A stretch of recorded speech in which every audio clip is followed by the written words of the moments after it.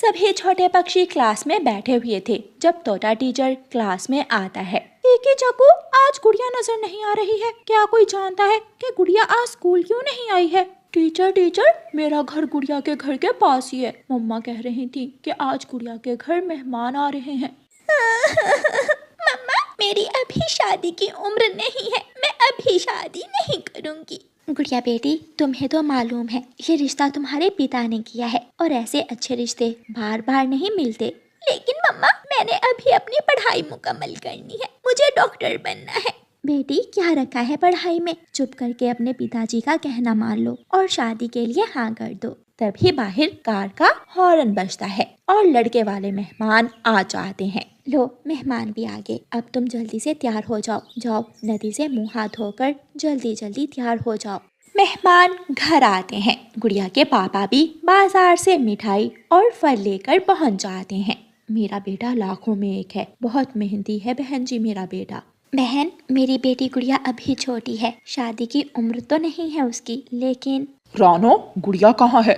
गुड़िया नदी पर गई है, वो आने ही वाली होगी। मैंने गुड़िया को स्कूल जाते देखा हुआ है, वो मुझे पसंद है। वो तो बस मेरा बेटा उसकी एक तस्वीर मांग रहा था। वो आने ही वाली होगी। आप उतनी देर ये फल खाएं और मिठाई भी लें। मीना मेरी सहेली, मैं क्या करूं? माता पिता के सामने बोल भी नहीं सकती, लेकिन मैं अभी शादी नहीं करना चाहती। किसी तरह मेरी मदद करो। मैं आंटी से बात करूंगी, आंटी मान जाएंगी। बच्चों की बातें बड़े कम मानते हैं, अपनी तो हर बात मनवा लेते हैं। अच्छा, अब मैं जा रही हूँ, वो आगे होंगे। गुड़िया अपने घर चली जाती है। गुड़िया की होने वाली सास गुड़िया की कुछ तस्वीरें लेती है और अपना बैग उठाती है। अच्छा, अब मैं चलती हूँ, आप बात पक्की ही समझे। आने वाले रविवार को अगर हम शादी की रस्म कर लें तो अच्छा है। उसके बाद मुझे कुछ दिनों के लिए दूसरे जंगल भी जाना है। मैं चाहता हूँ कि जाने से पहले पहले ये काम निपटा लूँ। मुझे कोई एतराज नहीं है, जैसे आपकी इच्छा। गुड़िया मूर्ति बनी सारी बातें सुन रही थी। गुड़िया की होने वाली सास उसे 100 रुपए का नोट पकड़ाती है और वहाँ से चली जाती है। मेरी बेटी बहुत खुश रहेगी अपने घर में। दूसरे दिन गुड़िया की मम्मा उससे कहती है, गुड़िया बेटी, चलो मेरे साथ शादी का लहंगा ले आए। मम्मा, मुझे लहंगा नहीं पहनना, मुझे शर्म आती है, वो तो बड़ी बड़ी दुल्हनें पहनती हैं। ये सुनकर उसके मम्मा पापा हंसने लग जाते हैं। बेटी गुड़िया, आप भी तो दुल्हन ही बनोगी, देखना मेरी बेटी दुल्हन बनकर बहुत सुंदर दिखेगी। गुड़िया की मम्मा गुड़िया को अपने साथ ले जाती है। दुकान के सामने गुड़िया के टीचर तोताराम खड़े थे। गुड़िया बेटी, आप 2 दिनों से स्कूल क्यों नहीं आ रही हो? टीचर, मम्मा से पूछ ले। वो हम गुड़िया की शादी कर रहे हैं ना, मेहमान आए हुए हैं, इसलिए गुड़िया स्कूल नहीं आ सकी। बहन जी, गुड़िया तो अभी बहुत छोटी है, ये अपने ससुराल की जिम्मेदारी कैसे उठाएगी? एक लड़की चिड़िया को पूरा घर संभालना होता है। इतनी छोटी उम्र में बेटियों की शादी करना वैसे भी कानूनन जुर्म है। चलो गुड़िया बेटी, देर हो रही है। गुड़िया की मम्मा गुड़िया को ले जाती है और दुकान में जाकर उसे तरह तरह के लहंगे दिखाती है। क्या ये लाल रंग का लहंगा आपको पसंद है? कोई सा भी ले लें, मुझे सभी पसंद है। गुड़िया की मम्मा अपनी पसंद से गुड़िया के लिए शादी का लहंगा ले लेती है और फिर जूतों की दुकान से शादी का नया जूता। सारी तैयारियां मुकम्मल हो जाती हैं और गुड़िया की शादी का दिन करीब आ जाता है। गुड़िया के पापा, मैं आसपास के पक्षियों को शादी का आमंत्रण दे आऊं और आप शादी के खाने का बंदोबस्त कर ले। बारात में ज्यादा मेहमान नहीं होंगे, कल मुझे बताया था उन्होंने। बाकी बंदोबस्त तो मैंने कर लिया है। गौरी बहन, कल मेरी गुड़िया की शादी है, आप सुबह सवेरे ही आ जाना। गुड़िया तो अभी बहुत छोटी है, इतनी छोटी सी उम्र में लड़कियों की शादी करना कानूनन जुर्म है। क्या तुम्हें नहीं मालूम रानो? मुझे तो सब मालूम है, ये रिश्ता गुड़िया के पिता ने किया है। परिवार अच्छा है, लड़का चिड़ा भी अच्छा कमा लेता है। अच्छा, बारात के आने से पहले ही पहुँच जाना। दिन गुजर जाता है और फिर रात भी। पड़ोसी पक्षी भी आ जाते हैं, खाना भी बन जाता है और फिर बारात भी आ जाती है। गुड़िया की शादी होती है और गुड़िया लाल लहंगे में बहुत सुंदर लग रही थी। मम्मा, आप मुझे बहुत याद आएंगी। मैं हूँ ना, मैं माँ बनकर साथ रहूंगी अपनी बहू के। लड़के वाले गुड़िया को बिहा कर ले जाते हैं और गुड़िया के ससुराल के दिन शुरू होते हैं। उसकी उम्र थोड़ी थी, उसने तो कभी पानी का गिलास भी अपने पंख से नहीं पिया था। वो ससुराल में घर कैसे चला सकती थी? बहू, आज घर में पहला मीठा तुम बनाओगी। लेकिन सासू माँ, मुझे तो कुछ भी बनाना नहीं आता। अगर बनाओगी तो सीख जाओगी। रसोई में जाओ और मीठे चावल बनाओ। गुड़िया मीठे चावल बनाती है जो पूरी तरह जल जाते हैं। जब कपड़े इस्त्री करने लगती है तो वो जल जाते हैं। जब कपड़े धोने लगती है तो सर्फ गिर जाता है। उसे तो कोई भी काम अभी तक करना नहीं आता था। ऐसे सास का प्यार नफरत में बदल जाता है। मनहूस चिड़िया, तुझे ब्याह कर लाने से अच्छा था कि मैं कोई कवि ब्याह लाती। सासू माँ, मैं अभी छोटी हूँ, आहिस्ता आहिस्ता मैं सब सीख जाऊंगी। अगर छोटी थी तो अपने माता पिता को बताना था, वो ना करते तुम्हारी शादी छोटी उम्र में। बताया तो था, लेकिन मेरी किसी ने नहीं सुनी। अभी शादी को 1 महीना भी नहीं हुआ था कि एक दिन गुड़िया की सास उसे घर से निकाल देती है। मुझे तुम्हारी जरूरत नहीं है, मैं बहू ब्याह कर लाई थी। मैं तुझे बच्चों की तरह नहीं पाल सकती। मैं बूढ़ी जान हूँ, मुझसे ये सब नहीं होता अब। सासू माँ, मैं कहाँ जाऊँ? अगर मेरे माता पिता को पता चला तो वो परेशान हो जाएंगे। लेकिन गुड़िया की सास कोई बात नहीं सुनती।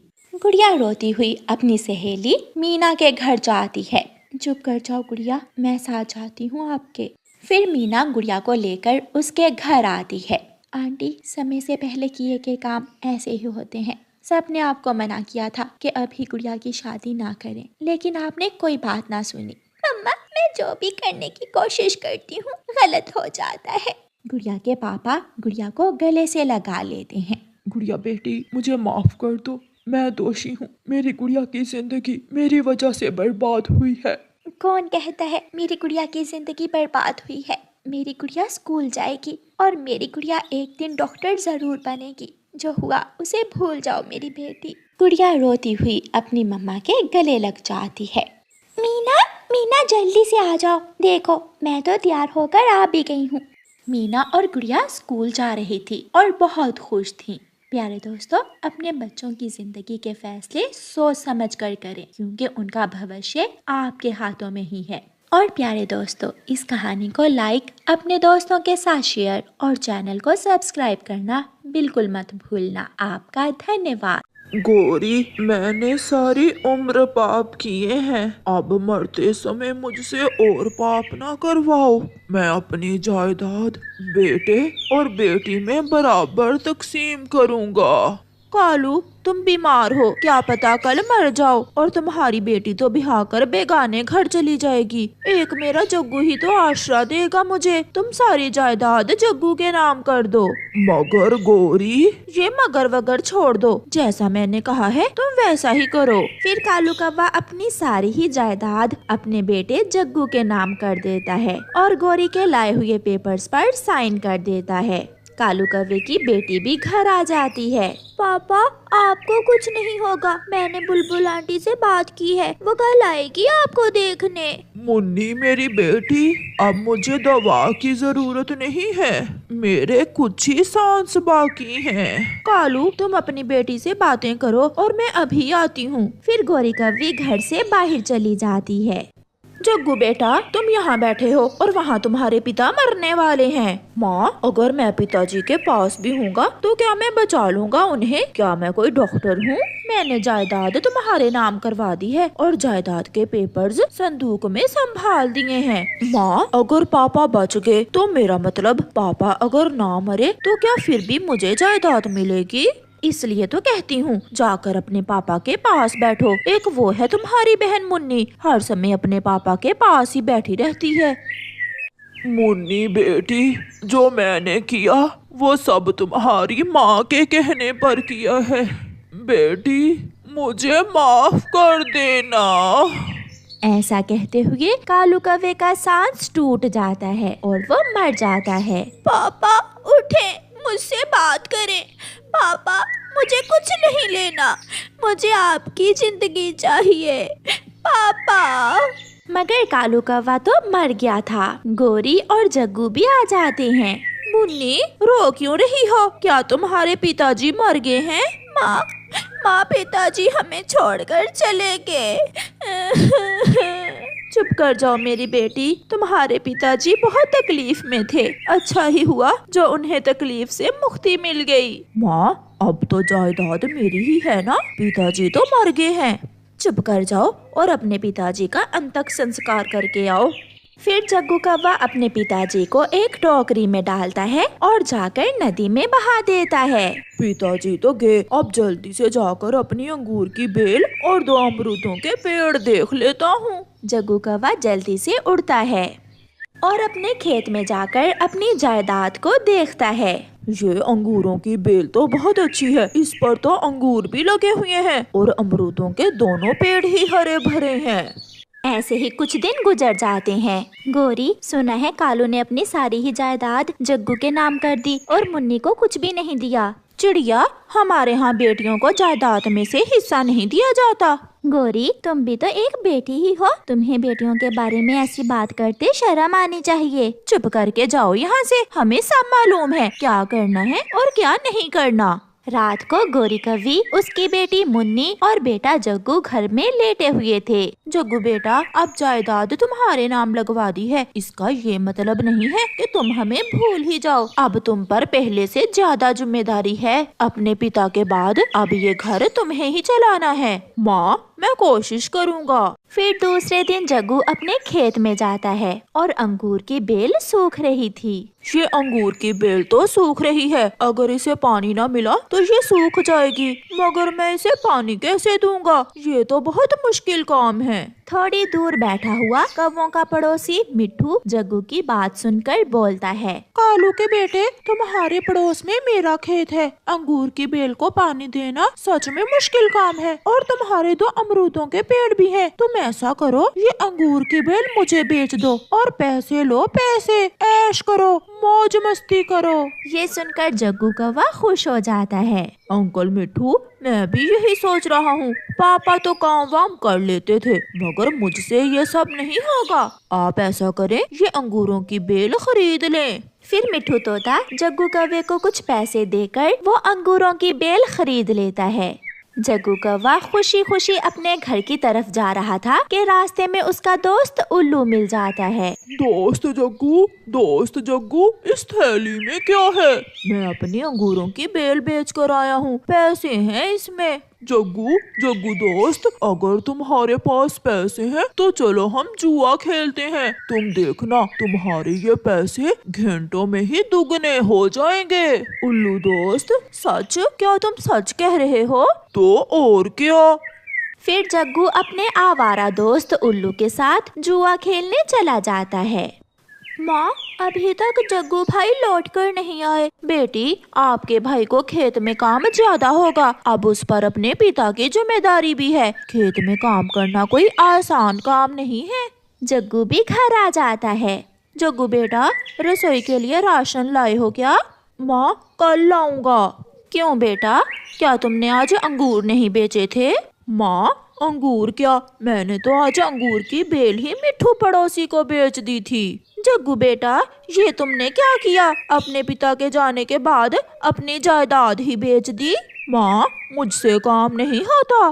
पैसे कहाँ हैं? वो पैसे तो जग्गू जुए में हार आया था, वो कैसे अपनी माँ को बताता, इसलिए वो झूठ बोलता है। पैसे मैंने बैंक में जमा करवा दिए हैं। फिर कुछ दिन गुजर जाते हैं। अब तो गोरी कौवी के घर में खाने पीने को कुछ भी नहीं बचा था, रसोई से राशन भी खत्म हो गया था। मगर जग्गू कौवा अपने दोस्त उल्लू के साथ शराब पीने में मसरूफ था। यार जग्गू, ये घर परिवार की तुम कौवों को जरूरत नहीं होती। वो अमरूदों के दोनों पेड़ भी बेच दो और हम दूसरे जंगल जाकर आजादी की जिंदगी जीते हैं। हाँ यार उल्लू, माँ भी रोज सुनाई करती है, खर्चा लाओ, घर के लिए राशन लाओ। जायदाद क्या मेरे नाम कर दी? माँ तो मुझे नौकर ही समझने लगी है। फिर जग्गू कौवा दोनों अमरूदों के पेड़ बेच देता है। मुन्नी मेरी बेटी, आज भी जग्गू अभी तक घर नहीं आया, मैं तो कल से भूखी हूँ। माँ, आप चिंता ना करें, अगर आज भी भाई कुछ ना लाया तो मैं कल से काम पर जाया करूँगी और अपनी माँ के लिए कमा कर लाऊंगी मैं। इतने में चिड़िया आती है। गोरी, ये चिट्ठी तुम्हारे बेटे ने दी है तुम्हारे नाम। फिर चिड़िया गौरी कव्वी को चिट्ठी पढ़कर सुनाती है। माँ, मैं अपने दोस्तों के साथ आजादी की जिंदगी जीना चाहता हूँ, इसलिए मैं अमरूदों के पेड़ बेचकर दूसरे जंगल जा रहा हूँ। माँ, मुझे माफ करना, मगर मैंने अपनी ही जायदाद बेची है। ये सुनकर गौरी कव्वी जोरों से रोने लग जाती है। जग्गू बेटा, तुम ऐसा करोगे, ये तो मैंने सोचा भी न था। गौरी बहन, वो समय याद करो जब मैंने तुमसे कहा था कि अपनी जायदाद बेटी और बेटे में बराबर तकसीम करो। माँ, चुप हो जाए, मुझे जायदाद की नहीं, आपकी जरूरत है। मैं कमाऊंगी और आपको खिलाऊंगी। भाई छोड़ के तो क्या हुआ, मैं हूँ ना माँ। सुन लिया गौरी बहन, इसे कहते हैं बेटी का प्यार, सच्चा प्यार बिना किसी लालच के। मगर गौरी कव्वी ने जो अन्याय अपनी बेटी से किया था, शायद वो खुद को कभी माफ ना कर सके। प्यारे दोस्तों, बेटा हो या बेटी, उन्हें एक समान जानो। आपका धन्यवाद।